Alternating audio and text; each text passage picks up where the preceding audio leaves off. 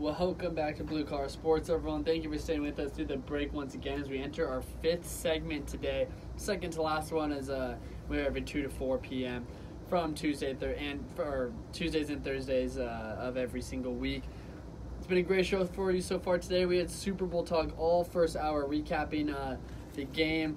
Already talked enough about that. It's a great game. So we're going to move past that last segment. At the top of the second hour, we talked about the NBA news and the latest trade deadline news, but we are going to spend another segment on that as there is still lots of stuff going on. We talked about Anthony Davis, the impact of the Kristaps Porzingis deal, but now we move on to some of the other big-time deals because it's going to be an exciting deadline, as it always is. Absolutely. Anthony Davis will be a Laker by Thursday.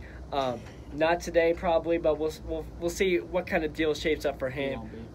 It's not going to be this crazy deal that everyone's talking about. Something will come up for them. And then we talked about the impact for Porzingis, like you said, headed to Dallas now, and the futures for Dallas and New York basketball teams. But now there's still even more rumors and going around with the trade deadline coming up and what teams are at the top of the conferences right now. So let's get right to it. Yeah, we're going to move to a couple of minor deals to touch on first. The Portland Trail Blazers did make a deal to acquire Cleveland Cavaliers shooting guard Rodney Hood. That deal included Nick Stauskas, Wade Baldwin IV, who Wade Baldwin, I will say, is a guy that is still under my radar. I liked him a lot as a prospect coming into the draft. He was a sleeper for me. He went in the teams. I'm not sure if he went lottery, but the point guard from Purdue or Vanderbilt, I like his game a lot. So I think if in the right situation, he has a chance to grow and play well. I think the Cavs is the right fit for him there, and they acquired 2 picks as well. So kind of a minor deal, but Portland's a team that's contending and another team to watch as they try to make more deals towards the trade deadline. But of course, the big news is the Memphis Grizzlies and what they are going to do with the massive contract of Mike Conley and their other star, Marc Gasol. The Grizzlies got off to a hot start this year, quickly died off as they are now looking at second worst record in the Western Conference. Their season's over. They are a team that I think is looking to rebuild. Conley, Gasol, they've been there forever. Big-time names on the market now. We've heard a couple teams express interest. What's to make of their situation? Yeah, Toronto expressed interest in this one. I think they should definitely move on from both of them, and they gave a lot to this franchise, but it's time to move on. Time to for them to see a new team and start winning somewhere else. I know if the Lakers don't see anything going on with AD here, I think Conley and Gasol will be both 2 pretty good fits. Conley's a smart basketball player. He knows how to run the team. He can definitely mentor Lonzo, or they'll ship Lonzo out and have going to LA. Have Conley there. But Marc Gasol is a very nice center that I like a lot. I think he is one of the best passing centers in the game, and you pair him up with one of the best passers in LeBron. What could go wrong? So LA, if they can't see anything with AD, I think they could go after Conley and Gasol. It's because they have so many assets that they can give up right now because they've been preparing for this time right now. This is why they've been bad for the past couple of years, because they knew they could get a star like LeBron and build a team around him. Everyone's going to Lakers, aren't they? But I do want to ask you, as a Laker fan, would you want Mike Conley to go to Lakers? Because now you have that huge contract. You still got 2 more years left on that. You have room for one more max guy in the offseason if you get rid of some of those assets. So do you see Conley as a guy that could make you a championship team? Yeah, as the money situation, I don't know if it really would fit, because right now they're setting themselves up to have 2 max contract spots next year. And if they get Conley, I don't think that would happen, of course. I'd rather have Marc Gasol, probably, actually. I think he's a very nice center that could fit well with what style they're trying to play here. But, yeah, as players, I think it'd be a good fit. But the money situation, I don't think really would fit too well with the Lakers, what they're trying to do moving forward here. But I do like their mindset, and I think it would fit well. I really like the fit, and I talked about it when we did our predictions with the trade machine. I really do like the fit with Conley in Utah. I think that makes a lot of sense. I know Utah, they have a great bond with Ricky Rubio. Gets on really well with Donovan Mitchell. But, I think Conley turns that team from a playoff contending team to a potentially Western Conference Finals contending team. I still obviously want to put them above the Warriors, but I think they might be my favorite to get there to play the Warriors in a Western Conference. I don't think it's as tough as it has been in the past. I think you put Conley on that team with Rudy Gobert, Donovan Mitchell, Jay Crowder, Derek Favors, who I'm guessing would actually be included in the deal, so he may not be there. But this is a team that plays hard defense, and Conley would be the orchestrator of that. He's a great defender, very smart point guard, gets other guys involved. I think he would be. He's a lot like Ricky Rubio, but I think he's better offensively than Ricky Rubio is. So I think he would really take that team up a notch. Yeah, I think that is a very good fit there. Rudy Gobert's been playing fantastic recently, so I think it would really be a good spot for both of them. And I like Rubio. I think he fits well, of course, there. But and they really like them as a Jazz. But I think if they have a chance to get Conley, I think they should go for it. Yeah, I think it definitely change the dynamics there and make them a legit contending team. I do still think they are one of the top teams in the Western Conference, and we'll go over the standings here in a little bit. But they're going to continue to make a run. I definitely believe that. Like some other deals, weird to see, but Kyle Lowry was involved in a deal to potentially acquire Mike Conley. Reports were Toronto was trying to send over Kyle Lowry and Jonas Valanciunas to acquire both Marc Gasol and Mike Conley. Memphis turned this deal down, understandably so. I would have as well. But do you think Kyle Lowry could potentially now start to open the market when teams see that they made him available? He definitely could be. I still think Kyle Lowry's kind of upset from the DeRozan deal. Yeah. So I don't think he really trusts this franchise as much as he had. He knows it's not his team, it's Kawhi's team. They're going a different future route without him, and I think Kyle Lowry might be on the move now. And so I don't think it's surprising at all. In Memphis, I would have turned that trade down as well, trying to get more out of that one. But I wouldn't be surprised if Kyle could be on the out as well. Yeah, definitely not surprised Memphis turned that one down. I think if they're going to get rid of Conley and Gasol, it's got to be for young assets and future picks. Yeah. They're entering a rebuild. They're not looking to contend right now. So that trade didn't make a lot of sense, but interesting to see what Toronto does moving forward. Another team to watch, the Washington Wizards. Big-time news coming out this morning. John Wall has ruptured his Achilles. He's already spending time with an injury. Reports where he was already done for the season.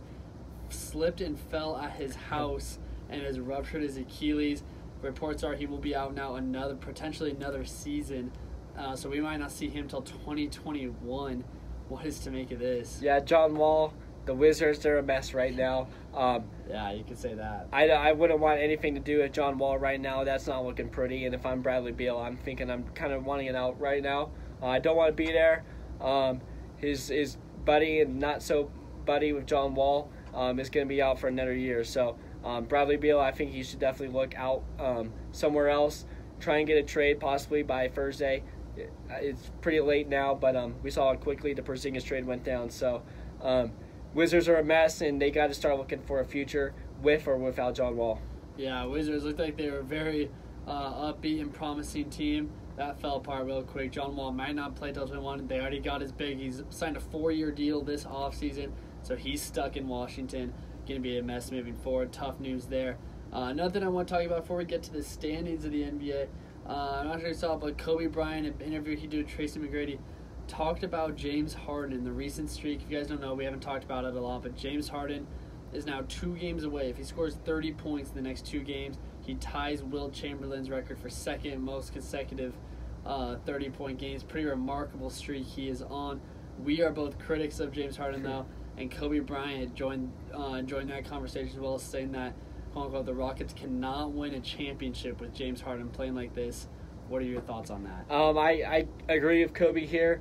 They're a good team. They're exciting to watch. They're going to win a lot of regular season games. They'll get to the playoffs, but they will not win anything in the playoffs. They're not playing as a team like the Warriors will. Chris Paul's still trying to figure his way back into the lineup. They lost a lot of their defensive liability opportunities, and Trevor Ariza, everybody else there. So this is not the same team as it was last year. They missed their opportunity last year in winning it. But if they had that team last year, I still think they could have a shot because they were 1 game away from being the Warriors last year. But this year, I think they're relying too much on Harden because of those defensive players that are gone now, and it's not going to work out too well at the end. He's going to get tired like a Russell Westbrook. Just carried the team too much, and I don't think Harden can carry this team. Yeah, I think what Kobe is referencing here is the Rockets can't win because they're kind of built around this ISO ball. they've built the rest of this roster now. Going Chris Paul, like I said, trying to find his way back.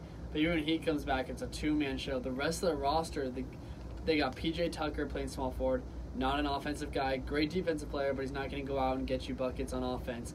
They got Kenneth Faried now, who they just signed him to be their starting power forward. He's not a guy that's going to create his own shot on offense. He's going to get rebounds. He's going to play good defense. And, of course, same with Clint Capella. He's going to catch lobs. He's going to play defense. He's going to get rebounds. They don't have any scores outside of Harden and Chris Paul, so these guys are having to take 20, 30 shots a night, right, which is not going to work when the game slows down in the playoffs. If he's having an off night, they have no game plan.